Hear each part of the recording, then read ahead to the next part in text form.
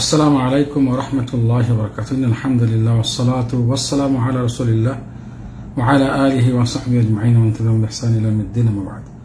সম্মানিত ভিউয়ার্স, দর্শক শ্রোতাবৃন্দ, রাসূলুল্লাহ সাল্লাল্লাহু আলাইহি ওয়াসাল্লাম শামাইল পর্ব ৭৪-এ আমরা মহানবী সাল্লাল্লাহু আলাইহি ওয়াসাল্লামের পাগড়ির আরেকটি হাদিস নেব, যেটা সহিহ সুনানে তিরমিজির ৮৮ নম্বর হাদিস, এবং শেখ আলবানী রাহিমাহুল্লাহ হাদিসটাকে সহিহ বলেছেন।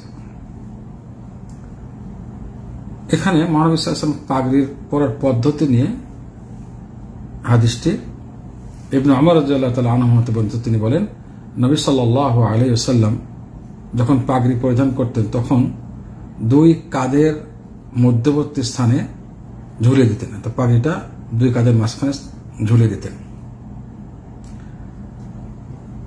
নাফে ইবনে উমর রাদিয়াল্লাহু তাআলা আনহুর প্রসিদ্ধ শাগির্দ ছাত্র নাফে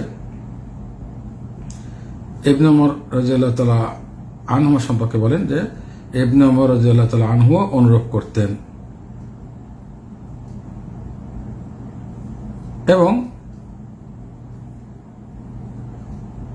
এরপরে সালাফরাও এমন করতেন বলে এই হাদিসে উল্লেখ হয়েছে। যেমন কাসেম ইবনে মুহাম্মদ সেলিম রাহিমাহুল্লাহকে অনুরোধ করতে গেছেন, সালাফরা এভাবে আমল করতেন। আল্লাহ তাআলা আমাদের সবাইকে মহানবী সাল্লাল্লাহু আলাইহি ওয়াসাল্লাম প্রত্যেকটি আদর্শ বাস্তবায়নের তৌফিক দান করুন। আমি পাগড়ি সম্বন্ধে বলেছি, যদি কেউ মহানবীর পাগড়ি পরেছেন এবং যেভাবে পরেছেন মহানবীর আনুগত্যের নিয়ত করে, তবে এটা সওয়াব পাবে, না গতানুগতিক আরবদের অভ্যাস হিসেবে করলে সওয়াব পাবে না। চুল রাখার ব্যাপারটাও তাই, যে ৩ প্রকারের চুলের বর্ণনা যেটা আগে চলে গেছে, চুল লিম্মা, জুম্মা এবং আফরা, কাঁধ পর্যন্ত, কাঁধের চেয়ে একটু বেশি কাঁধের পরে ঝুলে যাওয়া, কানগুলোতে পর্যন্ত, এগুলোর ব্যাপারটাও তাই। যদি মহানবীর আদর্শ অনুকরণে নিয়ত করে কেউ করে, সব পাবে ইনশাআল্লাহ। বাকি এগুলো উম্মতের জন্য সুন্নাহ, এগুলো বলা কঠিন, কারণ সুন্নাহ হওয়ার জন্য তিনটার যে কোনো একটি শর্ত আমরা বলেছেন।